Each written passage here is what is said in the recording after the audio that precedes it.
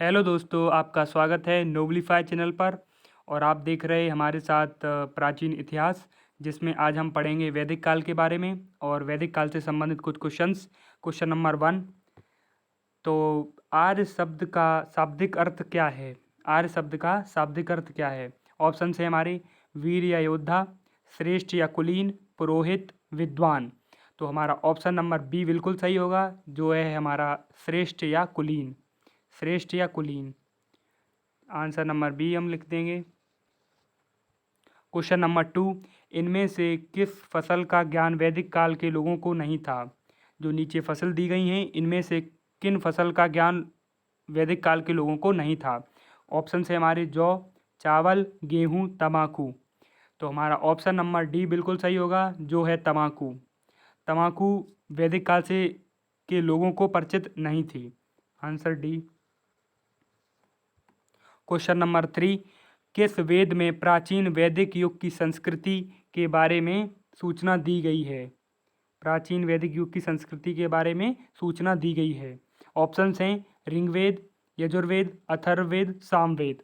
Option A बिल्कुल सही है, जो है हमारा ऋग्वेद।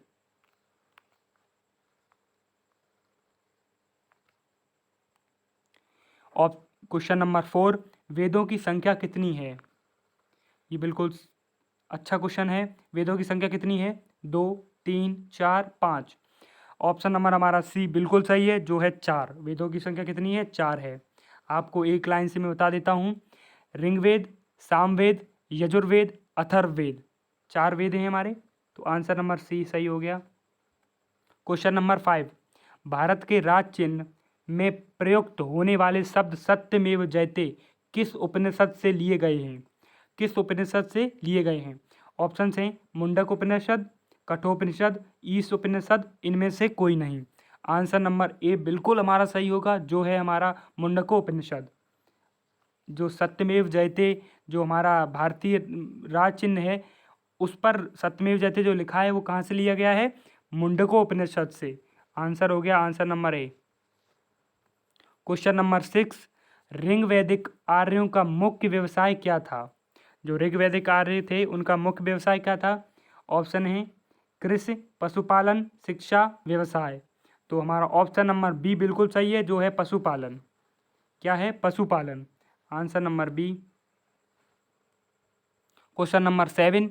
भारतीय संगीत का आदि ग्रंथ कहा जाता है? जो भारतीय संगीत है उसका आदि ग्रंथ किसे कहा जाता है? ऑप्शन हैं Rigveda, Upanishad, Samaveda, Yajurveda. Option number C हमारा बिल्कुल सही है, जो है सामवेद, जिससे भारतीय संगीत जुड़ा हुआ है। Answer C. Question number 8। प्रथम विधि निर्माता कौन थे? प्रथम हिंदू विधि निर्माता कौन थे? ऑप्शन है हमारे मनु, चाणक्य, चंद्रगुप्त, सेल्यूकस। तो आप अपने ऑप्शंस लगाइए। तो इसमें हमारा सही ऑप्शन होगा ऑप्शन नंबर ए मनु। कौन थे? मनु।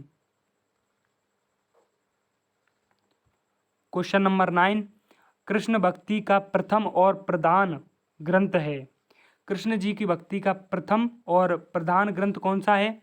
ऑप्शन है हमारे श्रीमद् भगवत गीता, गीता गोविंद, इनमें से कोई नहीं, महाभारत। तो हमारा ऑप्शन नंबर ए बिल्कुल सही होगा, जो है Shrimad Bhagavad Gita. Answer number A बिल्कुल सही है, श्रीमद् भगवत गीता। Question number 10। ऋग्वेद में संपत्ति का प्रमुख रूप क्या है? जो लोगों की संपत्ति होती है उसका प्रमुख रूप किसको माना गया है? ऑप्शंस गौधन, भूमि, ए और बी दोनों, इनमें से कोई नहीं। तो ऑप्शन नंबर हमारा ए बिल्कुल सही होगा, जो है गौधन। जो गाय होती हैं हमारे पास, पहले ऋग्वैदिक वैदिक काल में लोगों की संपत्ति का आकलन हम लोग किससे किया करते थे? जिसके पास सबसे ज़्यादा गाय हों। तो गौधन, आंसर नंबर ए बिल्कुल सही होगा। Question number 11। ऋग्वेद के किस मंडल में शूद्र का उल्लेख पहली बार मिलता है? शूद्रों का उल्लेख पहली बार ऋग्वेद के किस मंडल में मिलता है? ऑप्शन हैं 7वें, 5वें, 10वें, 8वें। तो इसका ऑप्शन नंबर सी बिल्कुल सही होगा, जो है 10वें मंडल में हमें मिलता है। क्वेश्चन नंबर 12, पुराणों की संख्या कितनी है? जो हमारे पुराण हैं उनकी संख्या कितनी है? ऑप्शंस हैं 18, 16, 28, 21। ऑप्शन नंबर ए सही है, जो है हमारा 18। क्या है? 18। आंसर नंबर हो गया ए। क्वेश्चन नंबर 13, किस देवता के लिए ऋग्वेद में पुरंदर शब्द का प्रयोग हुआ है? किस देवता के लिए ऋग्वेद में पुरंदर शब्द का प्रयोग हुआ है? ऑप्शंस हैं इंद्र, अग्नि, वरुण, सोम। तो ऑप्शन नंबर ए बिल्कुल सही है, जो कि इंद्र के लिए किया गया है। इंद्र के लिए पुरंदर शब्द का प्रयोग ऋग्वेद में किया गया है। आंसर ए सही होगा। क्वेश्चन नंबर 14, आर्य भारत में बाहर से आए और सर्वप्रथम बसे थे। जो आर्य थे वो भारत में बाहर से आए और सर्वप्रथम कहाँ बसे थे? ऑप्शन है हमारे सामा तट में, पांचाल में, पंजाब में, गुजरात में। ठीक है, तो ऑप्शंस हमारे हैं ये, और इसमें ऑप्शन नंबर सी बिल्कुल सही होगा, जो है पंजाब में, जो कि पंजाब में सबसे पहले वो यहाँ बसे थे। आंसर नंबर सी सही होगा। क्वेश्चन नंबर 15, ऋग्वेद का कौन सा मंडल पड़ता है सोमवेद को समर्पित है? ऋग्वेद का कौन सा मंडल जो सोमवेद को समर्पित है? तो ऑप्शन है हमारे 7वां मंडल, 8वां मंडल, 9वां मंडल, 10वां मंडल। ऑप्शन नंबर सी बिल्कुल सही होगा, जो है हमारा 9वां मंडल। 9वां मंडल है वो सोम देवता को समर्पित है। नेक्स्ट क्वेश्चन नंबर 16, प्रसिद्ध 10 राजाओं का युद्ध दसराज युद्ध किस तट पर लड़ा गया था? जो दसराज युद्ध प्रसिद्ध था वो किस तट पर लड़ा गया था? ऑप्शन है हमारे गंगा नदी के तट पर, ब्रह्मपुत्र नदी के तट पर, कावेरी नदी के तट पर, परुष्णी नदी के तट पर। तो ऑप्शन नंबर डी हमारा बिल्कुल सही होगा, जो है परुष्णी नदी के तट पर दसराज युद्ध लड़ा गया था। Answer number C, D. Question number 17, प्राचीन भारत में निष्क से जाने जाते थे। जो निष्क नाम है वो किसके लिए उपयुक्त हुआ है? ऑप्शन है हमारे स्वर्ण आभूषण, गाय, तांबे के सिक्के, चांदी के सिक्के। तो ऑप्शन नंबर ए बिल्कुल सही है, जो है हमारा स्वर्ण आभूषण। क्या है? स्वर्ण आभूषण। निष्क किसके लिए प्रयोग किया गया है? स्वर्ण आभूषण के लिए। ऑप्शन नंबर ए सही है। क्वेश्चन नंबर 18, भारत के किस स्थल की खुदाई से लौह धातु के प्रचलन के प्राचीनतम प्रमाण मिले हैं? जो लौह धातु है उसके प्रमाण कहाँ से मिले हैं भारत में प्राचीनतम? तो ऑप्शन है हमारे तक्षशिला, अतिरंजी खेड़ा, कौशाम्बी, हस्तिनापुर। ये चारों हमारी प्रमुख मतलब पहले की साइट्स हैं।